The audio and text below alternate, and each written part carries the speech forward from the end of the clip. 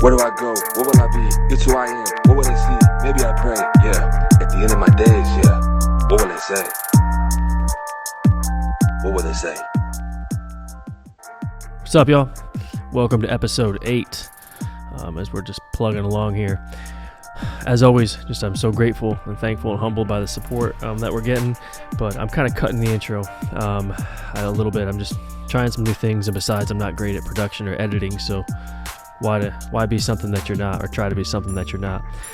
And so I will state the obvious too, is I'm recording in the metal building right now, man. It's there's nothing fancy about it, but I also think, again, maybe I'm making excuses for myself, but maybe I think you get more authenticity and more rawness the less filtered and dressed up things are.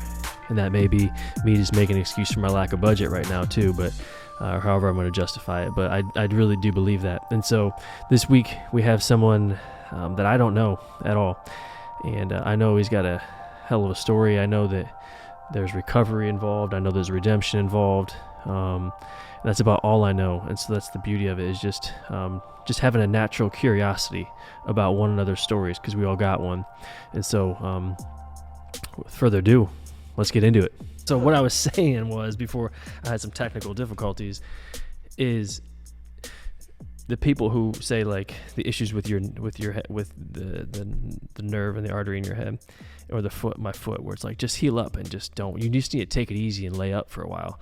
It's like, okay, well then I lay up, my foot feels better, but then my mind feels like a hell of a lot worse, and that frustrates me. Yeah, I get stir crazy. I was out of the gym for 4 weeks, and I went back last night against the doctor's order. So hopefully, I hope you have plenty of listeners. Oh yeah, no, yeah. Dr.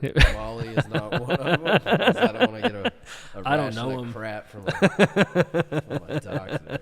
Yeah, I don't know him. I have probably, not including my mom and my dad and Kristen, my wife, I probably got like 3 followers. So I think we're safe, man. Good deal. But you were saying you wanted to do a Spartan race.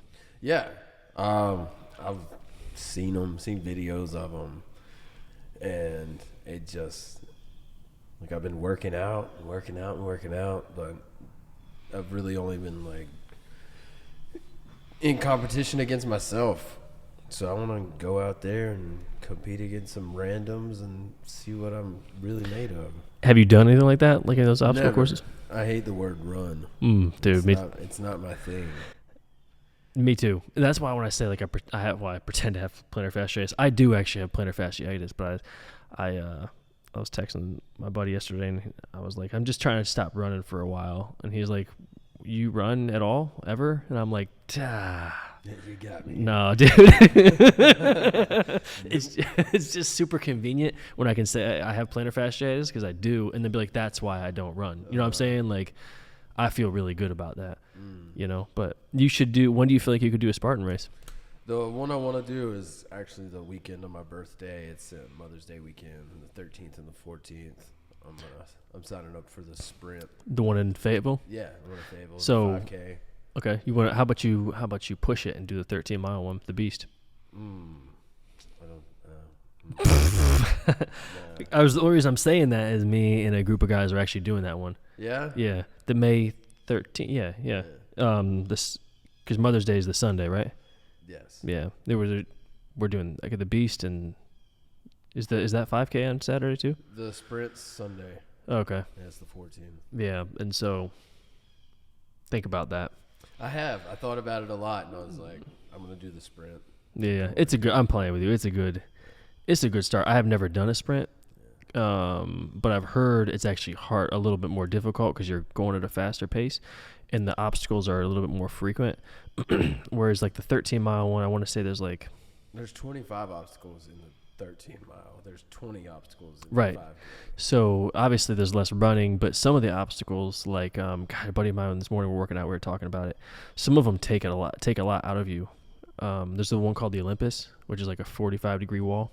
It might be, I don't know, my geometry's not great. It's actually greater than 45 degrees. It's probably really close to 90. And you gotta, there's like holes and there's chains, and you gotta go across this. It's like that pitch. You gotta go across, like me towards you, and ring the bell at the end, but it's all grip. And you got to get your legs real high and you go across. But if then you hit that and then you hit like a rope climb right after, your forearms are already kind of gassed. Whereas like the 13-mile one, you do that obstacle and then you run them, you know, a half mile. And so you have a chance to like kind of cool down a little bit. You know what I mean? Whereas I've heard the sprint, and then you're also running a higher click too in the sprint. So I like the idea of the intensity of it, of the sprint, and the fact that there is a lack of time in between the obstacles. Have you always been into working out and fitness? So in high school, I was really into it. I was a small guy, so I had to do something to try to keep up with. Like small as in like skinny? As in, I was short and I was skinny. I graduated high school at like 5'5", 5'4". Nice, dude. Now I'm like 6'1". You're 6'1"? Yeah. Dang, you hit that growth spurt real late. Yeah. But I was very into lifting weights, being athletic. Yeah. Back then, you know, the other lifestyle got in the way. Where were you from? I'm from Farmville, North Carolina. Okay.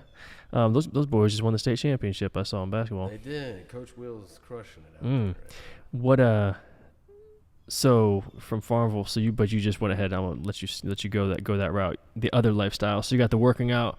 I think our stories are gonna have some similarities to it, and like I'm excited about that. So, what's the other lifestyle you're talking about? So after high school, I got into drinking. You know, it started off like once a week, and then over the course of, you know, a year, it was almost every day, every night. And then it morphed into drinking all the time. So you got a 25-year-old guy trying to find his way in the world. I was doing construction at the time. I actually got let go from the construction job earlier than my departure date because I had already given the guy notice that I was going to be leaving and going to work for my family business. And so he was like, you know what, you showed up late every day this week. I'm not worried about it. All right, cool. I'll take a week off, party real hard, and then jump into this new facet of life. And so I was working with my family, and it was about 6 months that I worked with them. And what business was that? Radio and advertising. Okay. Sales. Yeah. Of selling air. I love the guy at the construction where you're like, I'm sorry, Bruce. Like I'm probably gotta leave, and he's like, dude, I'm not upset at all. Yeah. Like you don't. Tom. I mean, he was probably disappointed because he was a dad of a friend of mine. So he was one of my friend's fathers, and you know, he kind of took us all under his wing, took care of us, looked out for us. You know, treated us all like his sons. We were on the job. So I feel like he was probably a little bit hurt and a little disappointed in me. But I'll never know. Yeah, right. I don't know how to contact him. Maybe I'll find him. I need to.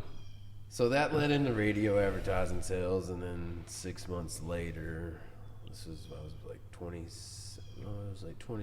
So I was 26 when I left the construction job. 27, I went to my first rehab facility. First and only time I went to a rehab. This is 27, you said. Yeah, you were 27. Okay, so I'm curious, just to get my timeline right. When you started drinking, you said that was after high school? It was like 2009. It was 2000. I turned 21 in 2009. I was already drinking. So 2007 is when I picked it up. Okay. So how old were you at the time? I mean, I'm just curious on the timeline from when you started drinking. That, like you said, that first year escalated. You started drinking to rehab. What was it? 18 to 27. So 9 years. Okay. What made you go to rehab? I was pressured into going. Really? It was my family, and they said, either you go or you're going to lose everything that we've set up for you, which was the business, any real estate that they have that I might have the option of taking over and running when they get tired of doing it. Like, all of that was going to be gone. So I was like, okay, I'm going. I'm going. Whatever. Just get me there. Did you think you had a problem at the time? I just thought I was being... I just thought I was living the way someone that age was supposed to be living. You know? Just getting through the day, going out, enjoying life at night. It just felt normal, you know, and all the people around me were doing it. I was just like, I don't see the problem. Right. What's the big deal? All these people love me. What's your problem? Maybe you have the issue. I used to say, I love this, hilarious. I used to say I don't trust anyone who doesn't drink. Yeah, Was what I used to say, and I didn't, but it just felt because everyone, this is what you did. exactly. It was. I mean, growing up right down the street in Farmville, spending most of my time in Greenville. There's a heavy drinking culture in Greenville. Like, there's a nightly special at some bar somewhere every single night. Like, it's just, I thought I was doing what everybody else was. I thought I was doing what I was supposed to be doing. And you were good at it too. I was. Yeah. What I so got arrested a couple times. You know, that was just what you did. That was just part of the process of growing up in Pitt County. so good, man. What'd you get arrested for? The DUI? first 2 times it was drunk and disorderly and resisting arrest. You know, those. Yeah. Then after I went to rehab, and I didn't take it serious at all. I was goofing around the whole time, like basically just trying to be like the cool guy at rehab, you know. Like I was going to get some superlative at the end of the whole thing, like everybody's favorite drunk. You know, but they didn't give me that award, but.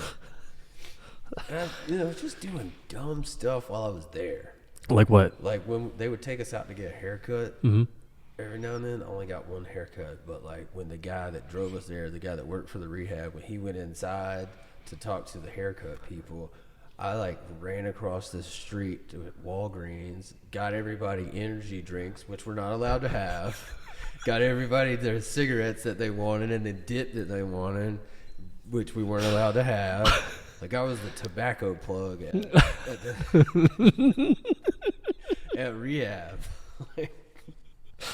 What that is gosh, I got so many thoughts on that. What do you think that was? Is that like you think, I mean, obviously it's easier to figure out what you were thinking or like why you were doing the things you were doing, but what were you trying to do? Like seek approval? I wasn't done. You know?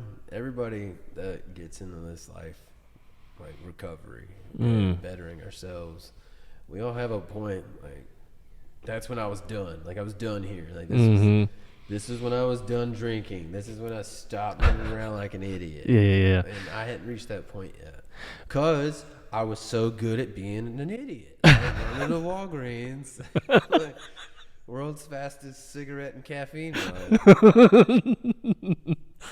And it was a run. I did it on foot. That's impressive. What was he doing in there? Like paying for your haircuts up front or something? You had the time to go do that? He was setting up, like he had a head count, and he was trying to make it go as fast as possible because he didn't want these people, these rehab attendees, to have enough free time to do anything stupid. What he didn't realize is I don't need much time.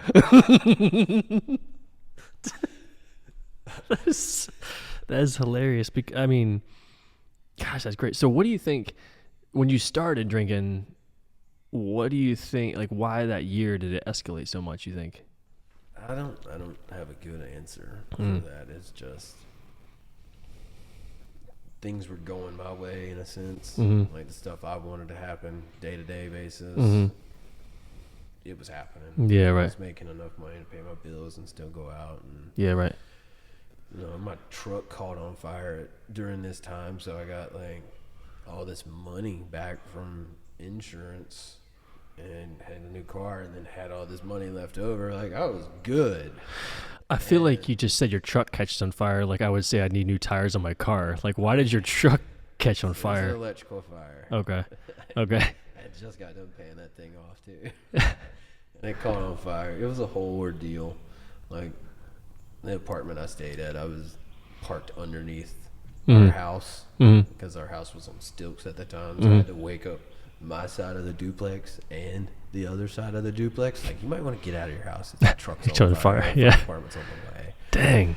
So, like, I'd gotten all this money, like, just got a new car, and whatever. So it just kind of, like, skyrocketed. And I went went to Fellowship Hall in Greensboro, and I ended up staying there. Like, I came back to my parents' house for about 2 weeks while I waited for a spot in an Oxford house to go back to Greensboro. Because when I got out of Fellowship Hall, I was like, I'm going to give this a try. I'm going to try to stay sober and stay away from weed and stuff for a while. But I was doing that because I wanted to be with a girl that I had met at rehab, breaking like the number one rule: don't date someone that you meet in rehab. It's like, that rule doesn't apply to me. I'm different. Right. She's really hot. I'm going back to Greensboro. Okay. Which I did, and I stayed sober for 18 months almost until she broke up with me. And then it lasted about, we were living together. Another huge red flag. That was a bad idea, but we were living together.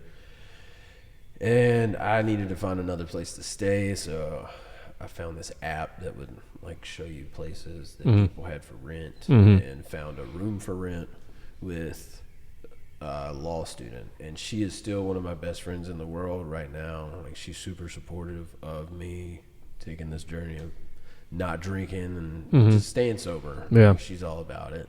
But I moved in with her, and it took about 2 weeks before I was back at it.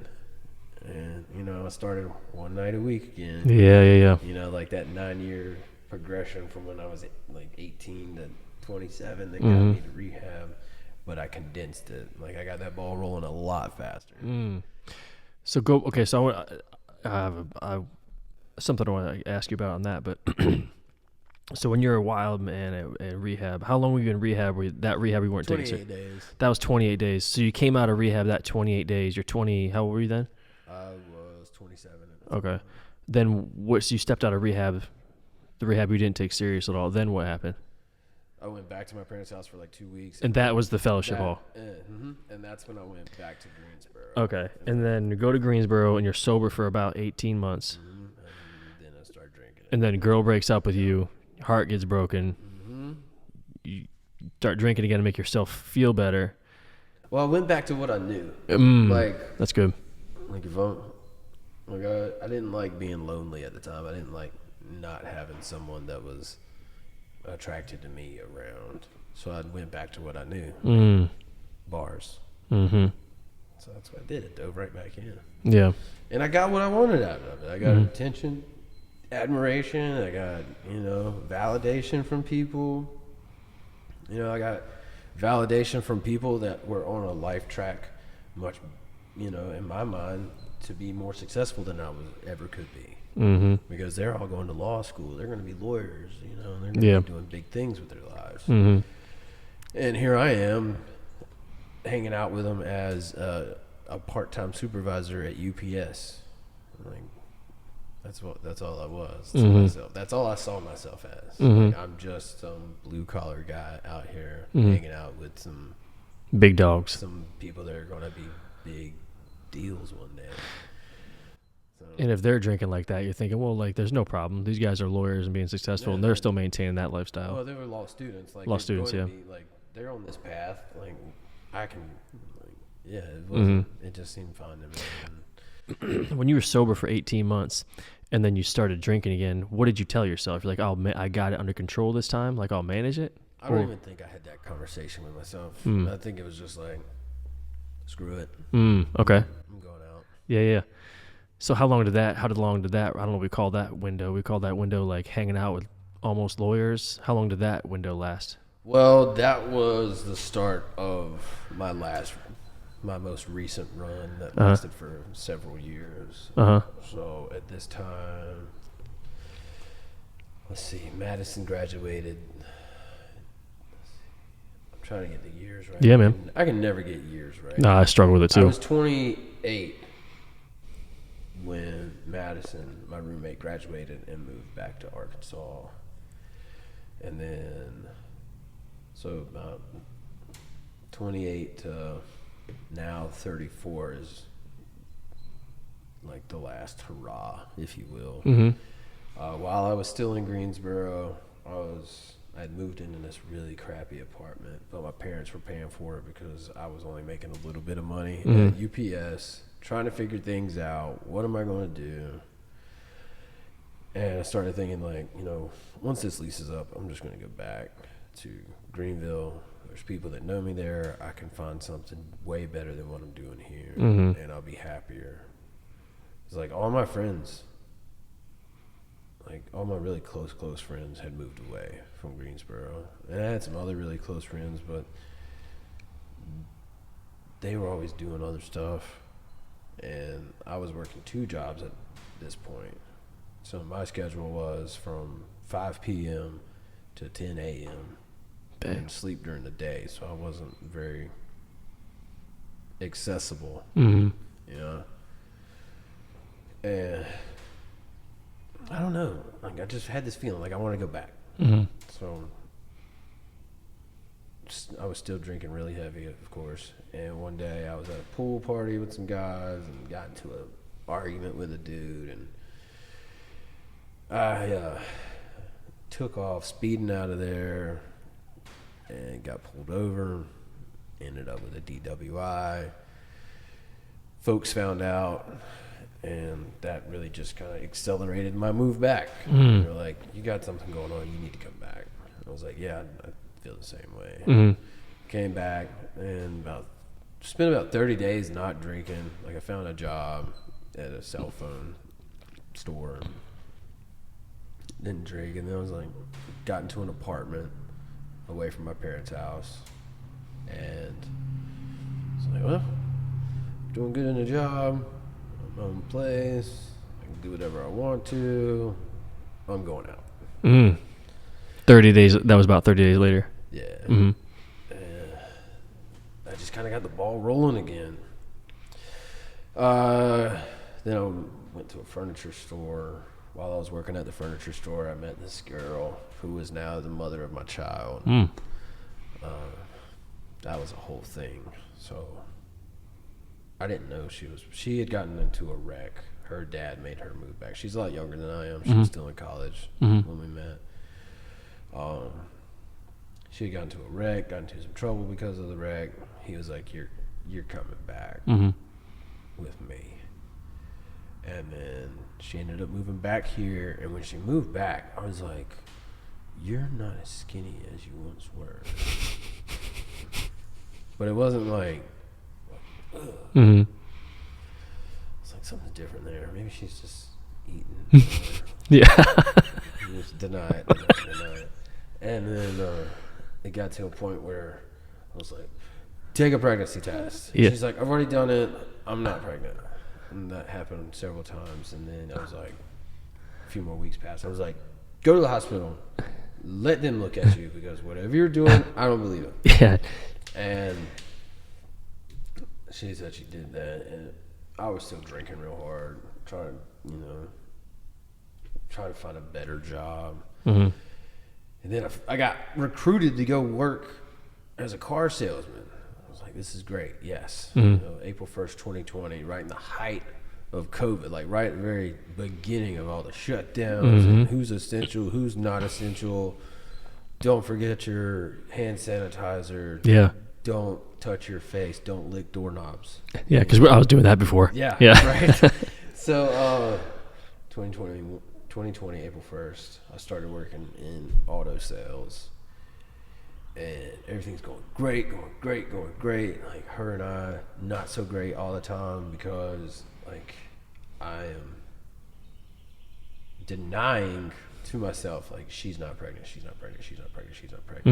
Like, she's just put on a lot of weight because, like, I'm making all these rationalizations to myself.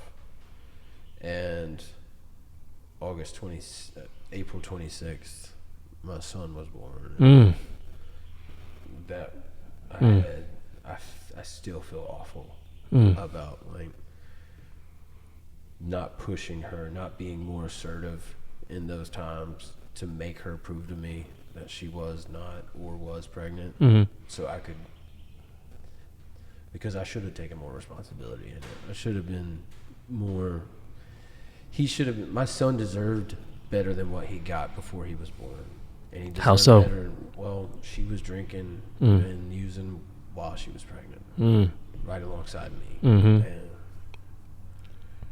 And I beat myself up over that every time I look at him. Why is that? Just because he deserved better. And there's nothing like he's great. He's perfect. The doctors, there's nothing wrong with him. But still, he deserved better than what I gave him. Yeah. And I can't ever go back and address it. I can't fix what's already been broken. The only thing I can do now is try to be a good dad. So here's this perfect little baby boy, and DSS is involved because there's drugs in his system. I'm ready to walk out into traffic at this point. Right. Right. Like I am just broken completely. But he has to stay in the hospital for a while because he got a little bit of jaundice, so they moved him from like the birthing center to like the children's hospital for observation. And I went back to work. The people that I work for, they were like, because I called my boss the day day after he was born, and told him what was going on, and he was like, okay, and hung up the phone.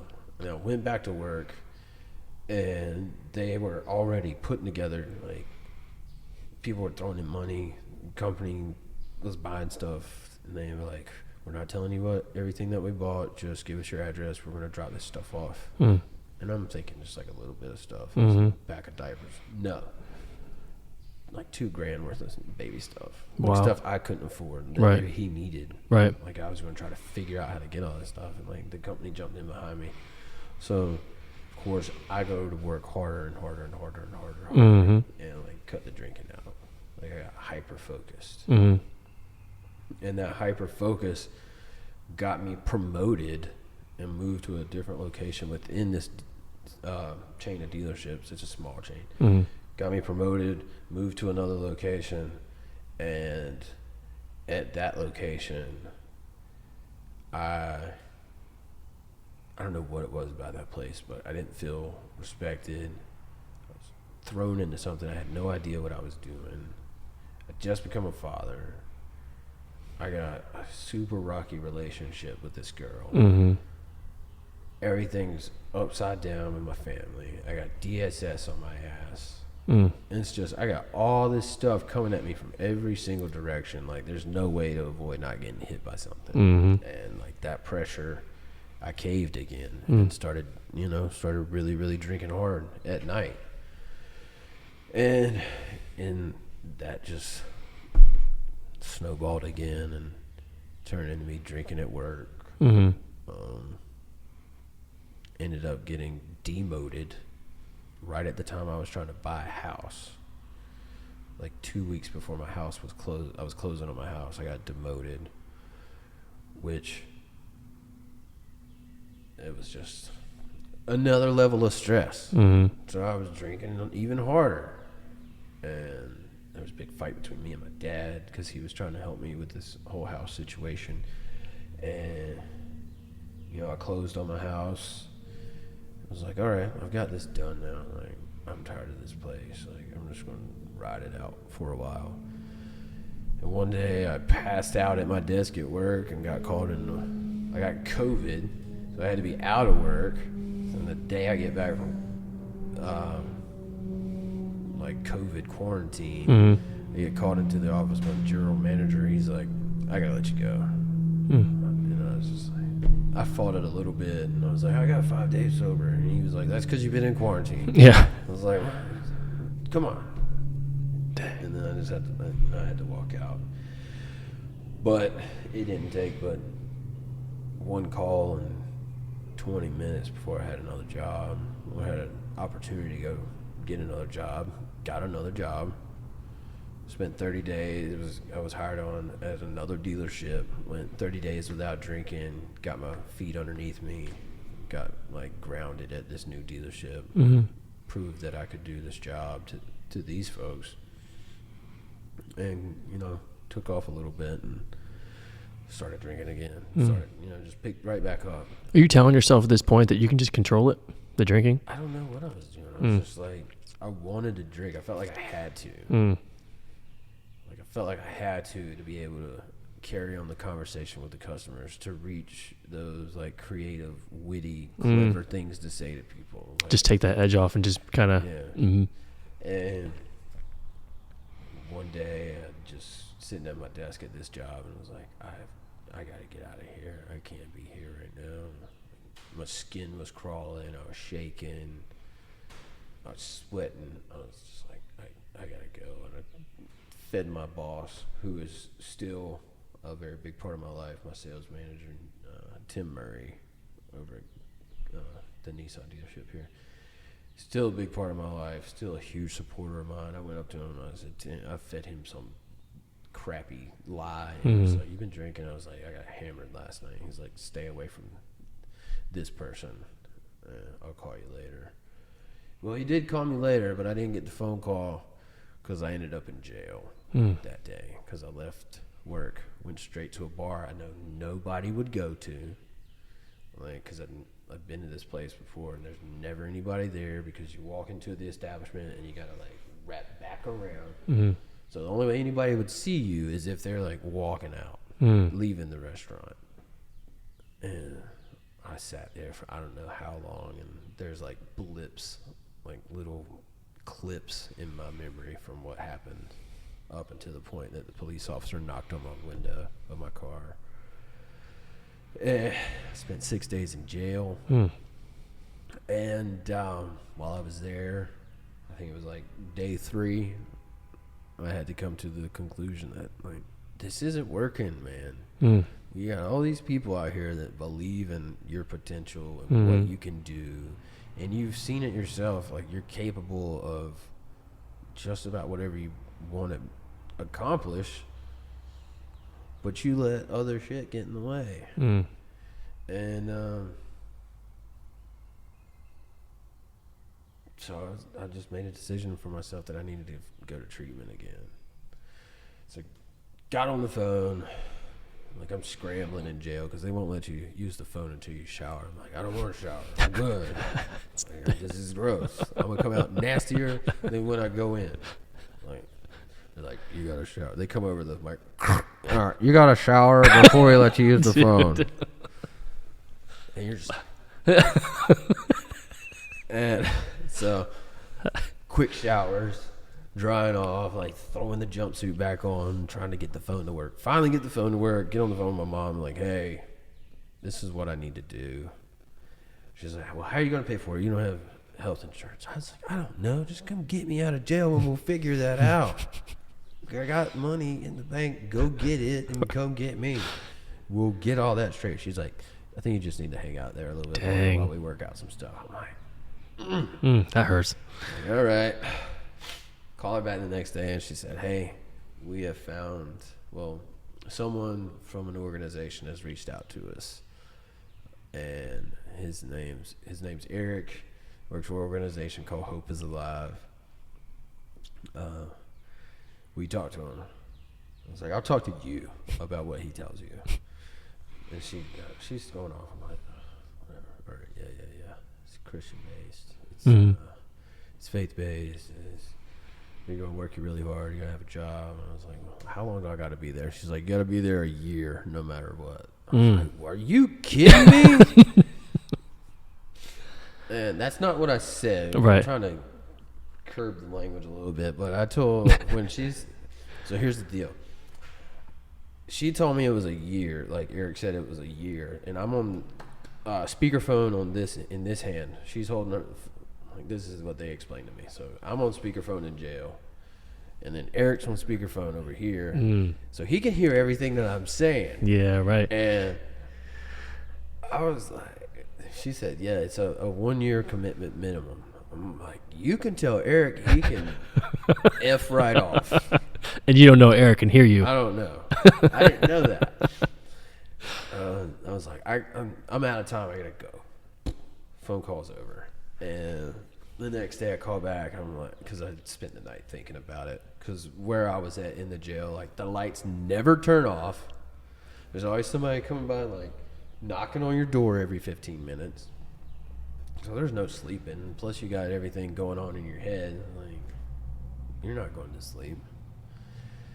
And I thought about it and thought about it and thought about it. And I was like, okay, I'll go.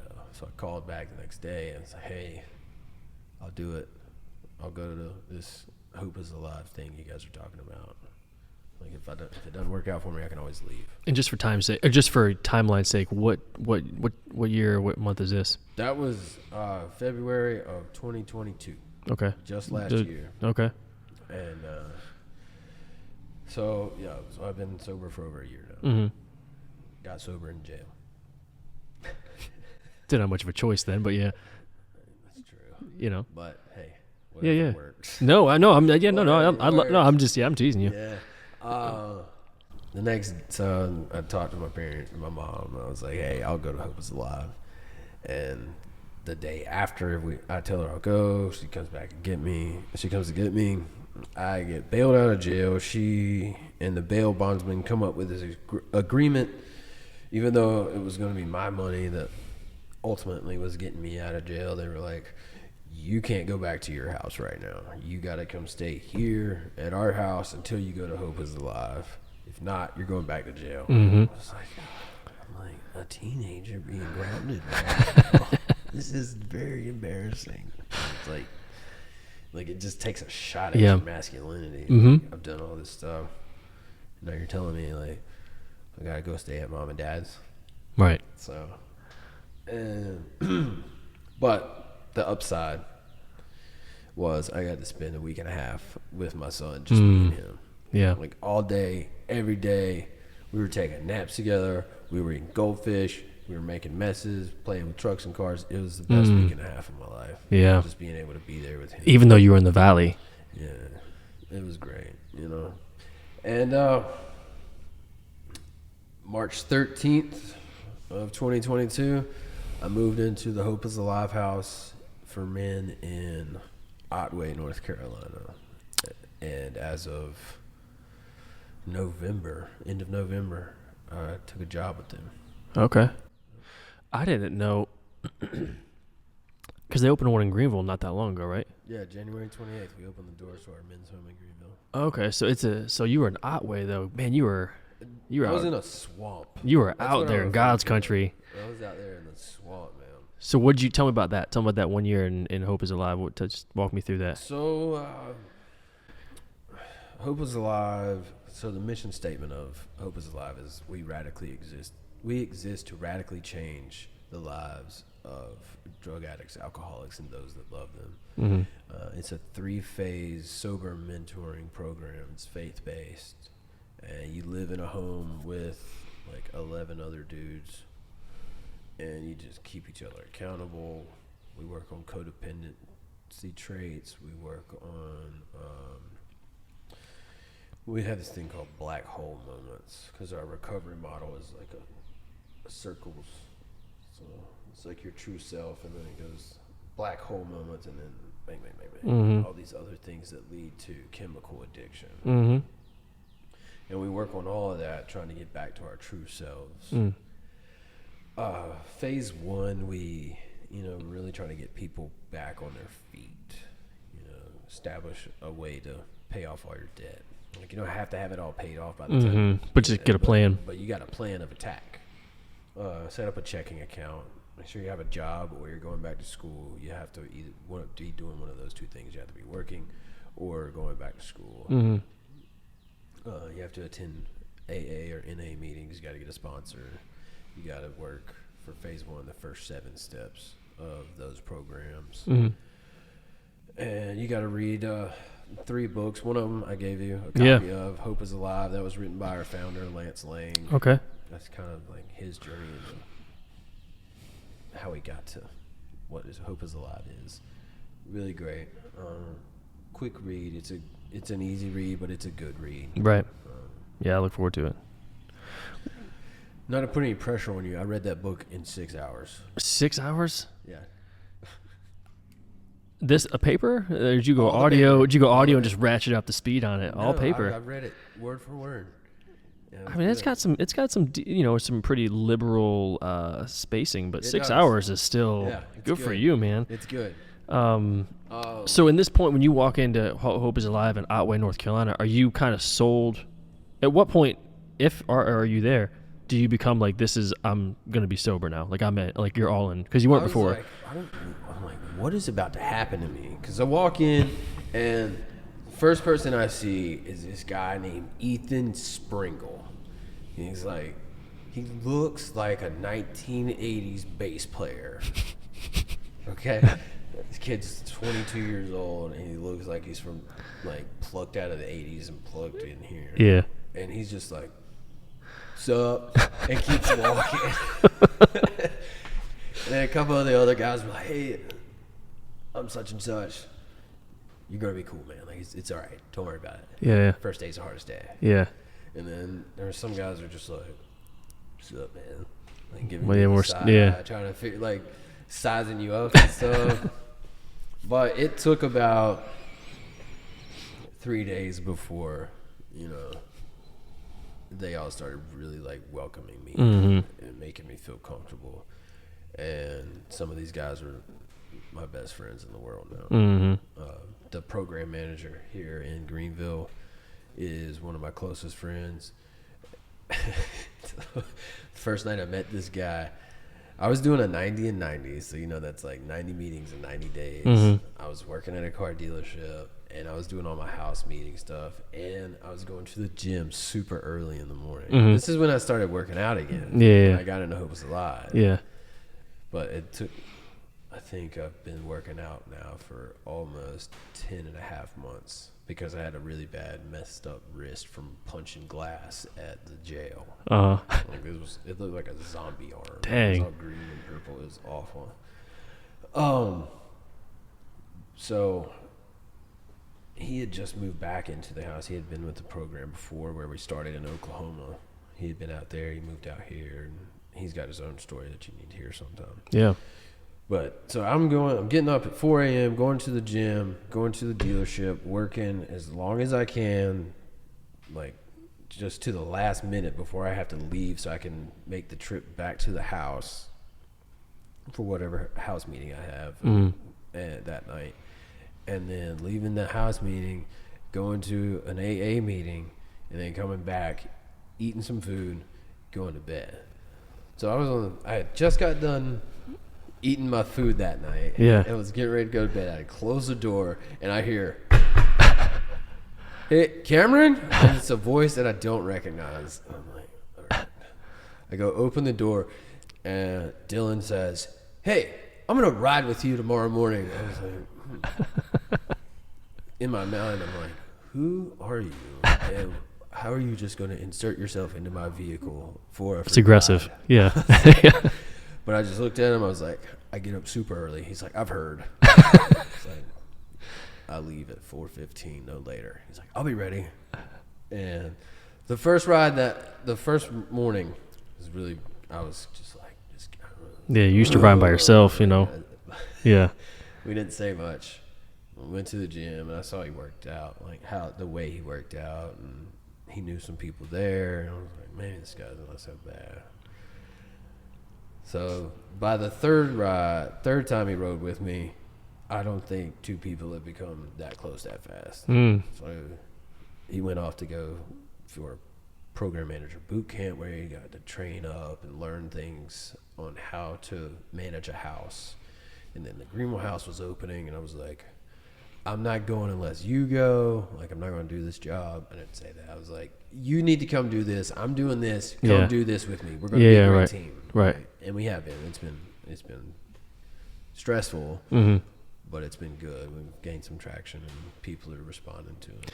How do you view drinking now? Like, have you completely shut that door? It's something I can't do.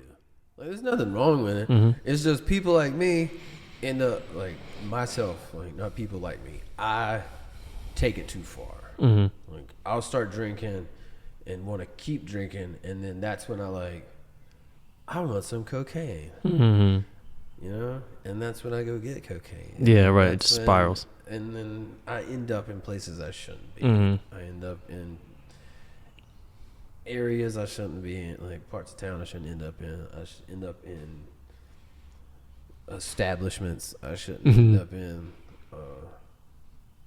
I just end up in the wrong places. Now there's some folks out there that can go out and have a couple drinks, go home, and go to bed. Like, do I wish that I had that? Maybe, but right now, this season of my life, like, I know I can't do that. But you say in this season of your life, you can't. It almost implies that maybe there will be a season where you can. There's always doubts. There's always going to be times where, like, I want to drink, and I probably misstated. I didn't mean to say this season. I know. I was just like this time of my life, like this new time for me. Mm-hmm. Like, this is a new time in my life. I know that I can't drink. Mm-hmm. Do I want there to be a time? I don't think so, because just all the negative effects, like side effects, like the liver and kidney issues. Like, drinking will prevent me from pushing my body in the direction that I want to take it. Which is what direction? Like, I want to be very physically fit. Mm-hmm. I want to. So one of the things that I've started, pursuing now that I've been in this program is I'm on the very, very early stages of starting a fitness clothing and apparel brand. Mm-hmm. And it's good stuff. Part of that company's mission is going to be to not only be profitable for me and my family, but a portion of profits are going to go to mental health research, mental health treatment. I'd like to set up a scholarship program for Hope is Alive, because it does cost us residents money to be there. We pay rent each month, right? And it's just alcohol gets in the way. Right. Do you? A couple of questions I have. My ADD brain has always decided which question to ask first. But I guess to follow back up on your previous point, do you feel like right now? But do you feel like there will be? Can you safely say that you won't? Drinking's I don't the door's have a closed. desire to drink. Right. I don't physical fitness has become, like, I've regained my love for that. It is very important to me because of, I get to test myself every time I step into the gym, or every time I go to one of the, meet up with the guys in F3. Right. I get to test myself. I get to push myself. So what is that like? What does that testing and that pushing look like? Well, it's a mental barrier. Like, can I get past this pain and get 2 more reps out? Mm-hmm. Can I even run a mile? Can I run 2 miles? How many miles can I actually run? Like, how much pain can I get past? Yeah, what's your threshold? Yeah, what's my threshold? Like, and I find that line, and I'm like, okay, we're here now. What's on the other side of that line? Mm-hmm. So it's like daily challenges, and it's like tangible growth that I get to see within myself.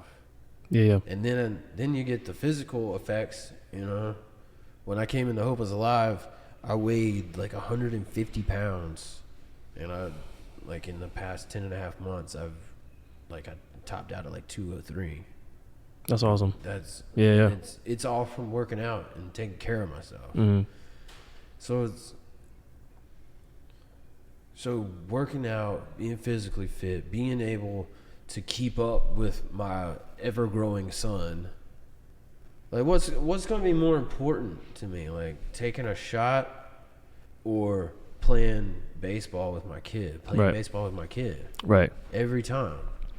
I mean, he is number one in my world. How do you? So that's physical. So then, like, emotionally, how do you think it fits? Like, how do you feel emotionally without drinking? Well, alcohol is a depressant by characteristic, by its like chemical characteristic. Right. Like, it brings you down. Like, even though you feel great while you're consuming it and while you're at the height of your drunk, as soon as that starts to wear off, it's in it. Like as soon as you start coming down the downside, it's just anxiety. I would get like super ashamed of myself all the time. Like you get the shakes. It's just, it's gonna be, alcohol is counterintuitive to what I want to be.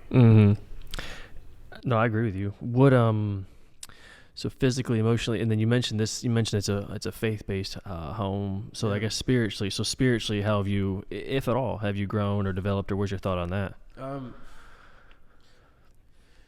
So when I came in, I was like, Jesus was just a dude. I mean, just some dude that people wrote some crazy stories about. Right. And now you get into the church, because that's part of what we do. We go to church every Sunday. You get into church and you see like all of these people. You're like, these people are just nice because what? Like, what do they gain from it? And you realize like they're not doing it because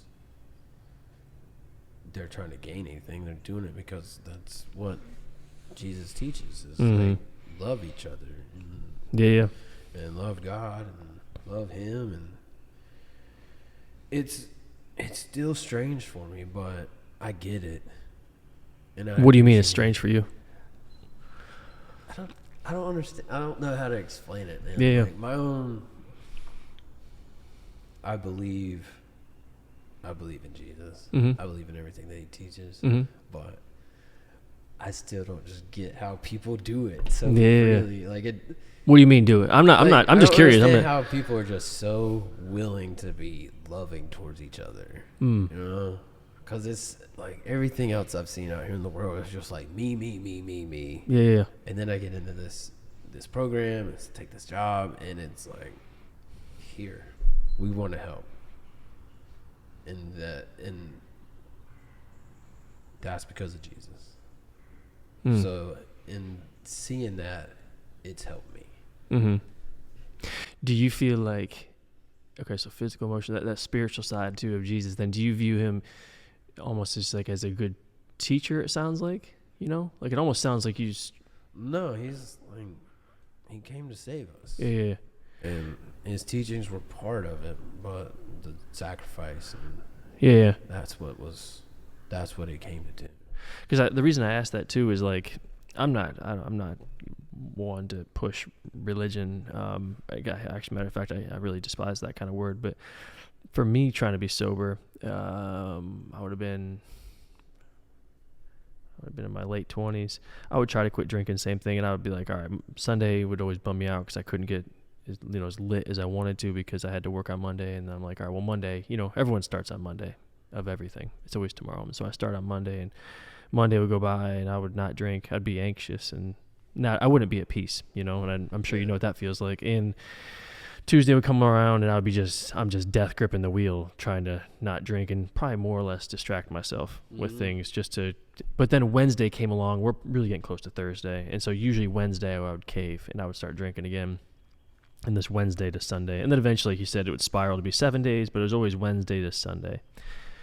But I'd always try to quit drinking, but like by my own human standards. Like I'd always, like I said, if I'm going to try to, almost like the physical sense, like I'm going to try to do pull-ups, then I'm just going to try really hard because that's all it's going to be. It's going to be me just trying really hard to do, how many ever pull-ups. But with me for the spiritual side of things, I was mostly, at best, I was a skeptic, but I was pretty much an atheist. But for me, like Jesus for me is like, I don't even try to be sober anymore. It's just not me. I've kind of given, and I don't know, people probably roll their eyes and people probably maybe don't know what this means, and I didn't either, but like I've just gave it to him and it's gone. And I still have to give him those temptations every time they come up. Like recently we went to a wedding and, in my mind, people weren't even drinking a lot at this wedding, but in my mind, I'm like, look at me, I'm a weirdo, dude. I'm the only one here not drinking. And then your mind sort of just runs on you. It's like, yep, because you can't handle it. Yep, because you're different. Yep, because people are looking at you, man. And so there were several times I had to walk outside just to gather my breath. And honestly, I just wanted to go for a run. I wasn't tempted to drink, you know what I'm saying? But I have to give that struggle to Jesus. Because if I'm just saying, okay, Matt, just keep trying harder, just get back in there and just try harder then I'm going to cave. And so for me, that's where Jesus fits in. It's more than just, and I don't think you said any of these things. And if you did, it's okay. But I think for me, it's not just a great teacher, but he's God, and I got to give it to him. And as soon as I give it to him, it's like that weight. It's like a weight vest, man. I just take off and I just give it to him, and puts me back in my place a little bit. I don't know if that makes sense, but that's where I do it. I mean, one of the things that we do is we have to surrender everything that we just got to surrender to move forward. Mm-hmm. You got to surrender to win. It's something I'm sure you've heard before. Yeah. Troubles, you got to give it up to God. And I got a conversation too about this though with a buddy a week ago or so. It was like you just surrender to win, right? And like, yeah, you just gotta surrender. And I always get frustrated by this. You just gotta surrender to God. And I'm looking at it, I'm like, what? First of all, probably didn't think I had a problem like I did. But the word surrender, if you just apply it to like what it means, surrender is usually when things suck and they really couldn't get any worse for you. Like you surrender when you can't do it anymore and you're about to lose the battle, And then so surrender to win is so funny because it's a complete oxymoron, And I struggle with that. Yeah. Well, I mean, it's one of those things we just have to accept, honestly. Yeah. So what? If you want to get past this, you need to, hand it over to him. So it seems like you had a few different waves of in and out of sobriety. Yeah. What makes this different? Like if when you walk out that door, what makes it different where I'm like, oh, he ain't drinking again? Like, why would I think that you're not going to drink again? You know what I'm saying? There's so many things. Mm-hmm. One of them is, I don't even, it's just so many different things that I lean on throughout the day. Like what? Well, I mean, it starts with seeing my son in the morning. Because I'm still in the program, and I have time constraints just because I'm in the program. I have things in a work for him, so I have things that I have to do in certain time periods. Right. But the first thing I need to do every day is see my son and just hang out with him. Like, I just got to get, even if it's just 10 minutes in the morning, like, I got to go see him. Gotta hang out with him and just be there. I gotta hear him say, "Love you, Dad." Like, I have to. Is he 3? He will be 3 coming up soon in April. And I got my guys, my networks. Mm-hmm. They have no problem calling me out when something's off about me. Mm-hmm. They will actually gang up on me. Mm-hmm. They will like corner you. Yeah. Because that's part of our.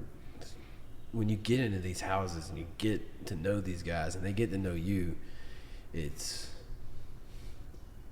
you become their responsibility and they become your responsibility. You become like, you keep each other on track. Yeah. So I got those guys. Like, I have to be there for them. And they need to be there for me. So, like, that's in my mind all the time. Like, if one of these guys calls me and he's in trouble or he needs something, I need to be in my right mind so I can be there for him. Because he's been there for me. Oh. Codependence. I mean, well, that's what I mean. Like, if some people think, like, if someone calls me and they're struggling and I need to go over there to help them, they think I'm just there to help them. But really, it's like, by me helping you, I'm helping me. Yeah. You know what I'm saying? That's what I mean by codependence. Like, I'm depending on you and you're depending on me, but innately we're also helping each other. Right. That's what I meant. We have a part of our curriculum that we combat codependent traits. Oh, okay. So that's why you laugh. I don't think this guy knows what that means. No. We're reliant on one another. Right. What I like to think of. Yeah, right. So all the people around you have changed. A lot of the people around me have changed. Some of them have stayed the same, though. Mm-hmm. Because these are the people that stayed the same, I would have probably gone out with. Like, we did go out and do stuff together. Mm-hmm. but they were also the ones that were afraid to come up to me the next morning and be like, "That was the dumbest thing you could have done last night. Right. Why would you do that?" Right. And I would be like, "I'm drinking, man. Right. Damn. Right. Loosen up, big guy." So I got those guys. I have a dream that I'm chasing. This is the name of my company that I'm working on. Okay. How you say that? Revillo. Okay. It's actually my son's name spelled backwards. Oliver. It took me a second. I like that. Yeah. So, like, he's one of the main reasons why I turned my life around. So I was like, I'm going to do a play on things. Yeah. So I'm chasing this dream. I'm trying to make sure that this new home is successful for guys coming in behind me that need Hope is Alive, that need a place to go, need safe space, need that network building. And then I have my network, You're kind of a new addition to my network. I appreciate you like reaching out and talking to me and, and then having me here on your podcast and then the F3 guys, I got those guys. I got mentors. I have all these things in place. Like church group, like different pastors I've met, like that I can talk to about different things, and like I have all of these things, all these tools in my tool belt now, that I can be like, I got something going on. You got 20 minutes we can talk, right? And like, it's just so many great things have come from making this change. And I'm supposed to graduate the program in July, and Let's go. I'll have all of this stuff in place that I can just walk kind of worry free. And then there's always Jesus, who's always there. Right. If I can't get in touch with anybody to talk to, I can always get down. Did you ever have did you and I don't mean to, like I said, I'm not pushing it necessarily, but I'm just curious about that. Do you feel like, did you have that relationship with Christ? No. Before? No. Or how did you even care? I didn't. Yeah, you're right. Make any sense to me, and half the time now it doesn't make sense to me. Still, What do you mean? I'm lost on it. I'm still always lost on it. But how do you mean? I know I keep falling back in this, but what do you mean you're lost on it? I don't understand it completely. Mm-hmm. What's it? What do you mean? Christianity. Uh-huh. I mean, it doesn't, like, I enjoy it though. Like, I enjoy the way that, I don't know how to explain this very well. No, dude, I'm just curious. Yeah, just take your time. I'm just curious. Just so you know, whatever you say, I'm just curious. Like, I want to dive deep in your mind on this because I'm just curious because I feel like you're holding back a little bit, and I'm just curious on it. What your thought process is. So for me, for a long time, it was like everything's scientifically explainable, and if you can't explain it, that's because somebody hasn't figured out the formula. I used to, for sure. Yet. But Christians have a formula that works for them on a day-to-day basis, and most of them that I know seem happy, and I want that happiness, so I try to learn more. All the time, and I'm open-minded, and I pray, and I go to church. I have to because of the program. But I go because I want to. Right now, and I learn more and more. I have great relationships with some pastors, and I can always talk to them. Right. The two that I talk to the most are really laid-back guys, and they can talk to me on a personal level, but also have that spiritual guidance, that leadership that I need to keep me going in the right direction. Right. So, and something I came to realize, if you go to a church and you want to say, and this is just for people that don't believe at all. If you don't believe at all, just go to a church and look at all these people that are there. Just look at them. And they're good to you for no other reason than you're there. Yeah, right. If that's not the spirit of Jesus moving through people to get to you, what is? Where's your argument there, person, whoever you are that I've invited to this church? Right. So don't know. What do you struggle with the most on it, though? Like, what do you struggle with the most? I don't know. Bro, I haven't you try to walk out here to be a Christian necessarily or think a certain way. I just want to, like I said, I'm just curious. So, like, I'm just curious where you struggle the most on that. Because I think what you probably struggle the most is probably where a lot of people struggle the most. Where is it that most people struggle? Well, you mentioned science. You mentioned, like, science and how the world, I think there's this narrative that science doesn't, there's science and then there's religion. I'm trying to put them both together. And I think they both, and I've been in the same way. When I was an atheist, I used to think, well, if you are religious or if you're a Christian, you're really just being ignorant to scientific evidence of creation, let's just say, for instance, for one thing. And, if we think the world was created in 7 days or whatever this thing, well, science, for me, doesn't need to point to that, even though I wasn't really deep into science. It's just what I think is pitched, the narrative. And so I think that's one area where Christians struggle. I'm not saying that's where you do, but you mentioned science, so I was curious. I don't know. And then, like, there's a lot of people that I'm around, they are super vocal about it, but that's not me. Like, I don't mind talking about it. I don't hate talking about it, but I'm not going to push it on someone. Right. I mean, neither. Yeah.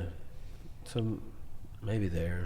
I think what I enjoy doing, I'm not trying to push it, but I do enjoy, because ever since I became sober, my fear was two things. All my friends are going to leave, and what am I going to talk about when I'm sober, and like my friendships are going to leave. And what I found is my conversations with people are like deeper than ever before. My relationships are deeper than ever before. And so I actually really have found an enjoyment in talking about things that people don't like to talk about. Struggles, addictions, anxiety.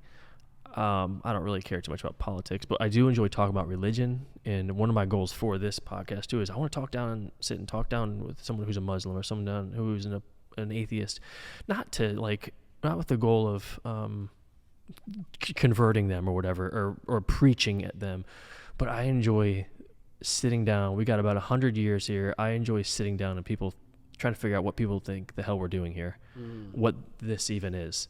Well, this is a metal building, but like what this world, you know what I'm saying?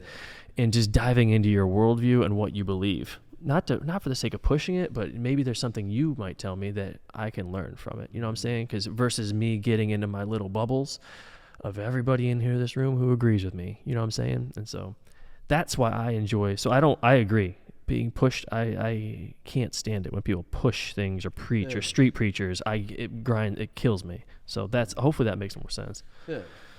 But for me, it's like I said, I always struggled with the apologetic side of Jesus was a great teacher, and he's had some nice things he said, but I don't understand how it fits into my everyday life. Like that's other than no different than Gandhi, no different than some philosopher, in other words. And so that's where I always used to struggle. And then, like I said, but then I got down to a point with faith where I hit the absolute bottom of rock bottoms with my relationship with my wife, with my relationship with alcohol and substance, and then I had nowhere else to turn. And then so it was surrendering, and then things just became. It's like my eyes were opened. But I always go back to the science part of either this world and everything we live in came from Big Bang, right? We know the Big Bang. So either something came from nothing, which is what the Big Bang is. Something came from nothing. Okay, well, either something came from nothing, which we know is based off science. So there's two options. Either something came from nothing by nothing, meaning nothing made something out of nothing. That's option one, which is an atheistic worldview. And then there's something was created by nothing from something. Something created something from nothing. And to me, that's what God is. Mm-hmm. And then so that's where I feel like this isn't an accident. So sorry to get, like I said, hopefully that's not preaching, but that's just my mindset where things just started to kind of open up. So spiritually. I still do that. Yeah. I will overlap principles with religious, faith-based ideas, and just be like, "That was God." Yeah. Slap. I'm just like, that was it. You think it was this, but it's not. We wanted you to think it was that. So. Yeah. Like the people who've been dropped into my life, like for instance, even just you going to F3 once by randomly meeting Seth Brown, and then you may not come back to F3. You may. He told me to tell you to come back to F3, but you may not. But I also don't believe it was an accident that I met you. No, you know what I'm saying? That's what I'm saying. Yeah, that's just my view. I get it, yeah. And I will be back. Dude, he told me to say that, so I'm not. I hope you do, but I'm not. Don't feel pressured, son. I'm gonna text him later, like, hey man, like I've been on. Cool it, man. Dr. How so spiritual, emotional, physical we hit, but how about with your relationship with your son's mother? Where's that at, if you don't mind me asking? We have a lot of work to do. We just have a lot of work to do. Do you have any goals in that area? Right now I'm focused on myself with the program. I still got a few months left here. I still have some work I need to do, and yeah, we're gonna work on it. What would you, because I do feel like there's also, you and I kind of, seems to me, had a similar relationship with alcohol and stuff. And it was easy to be like, well, I'm just really good at drinking, or you get social acceptance from it or whatever. But what would you say to someone who's just tinkering with the idea of being sober? Like just thinking, probably in their heart of hearts, they know they need to quit. But the people their surrounding and their environment and everything is very easy and conducive to drinking. So what would you say to somebody who probably knows deep down their heart they need to go sober? I've never been asked this question before. So if you're at a point where you think, if that thought comes to mind, like, man, I've been drinking a lot lately, or man, I don't remember what I did last night, or that was embarrassing, like, why did I do that? Maybe I should, if the thought maybe I should stop drinking comes to your mind, then maybe you should stop drinking. Give it a shot. There's a lot of different ways you can go about it. There's traditional routes like AA. You go through the 12 steps where you're, you know what it's like. Yeah. Well, I've actually never did AA. You never did? Well, and I have nothing against it. I've actually. Okay. No. See, yeah. That's what I'm saying. That's right. Yeah. Multiple ways to skin the cat. I have nothing wrong with AA. Don't get me wrong. So I think it's a great program. It works for hundreds of thousands of people. Right. There's that. There's inpatient, outpatient treatments. There's therapy. There's white knuckling it. But the best way to do it is with a support system. You gotta find like-minded people. Where do you find them? You can find them at F3. Yeah. I don't want to put anybody out there, but there's a couple guys out there that have talked to me about it.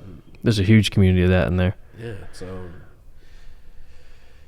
you can just hang out with those guys. Right. Talk to them for a while. But if you're having that thought, then check it out. That's good stuff, man. Give recovery, and you don't even have to label it recovery. You can just be like, I quit drinking. Right. If that's what you got to do to stop, because I promise you that on the other side of it, like there's more fun to be had out here in the world. Yeah. There's more things you can do that you don't have to have a drink for. You can go to the golf course and play golf without drinking. Yeah. A beer, a hole. Your score will probably change. Right. You probably lower your score. You're probably like, well, I can kind of play this game. Yeah. Right. I make the joke that I went bowling this Christmas Eve with the mother of my child and her dad, and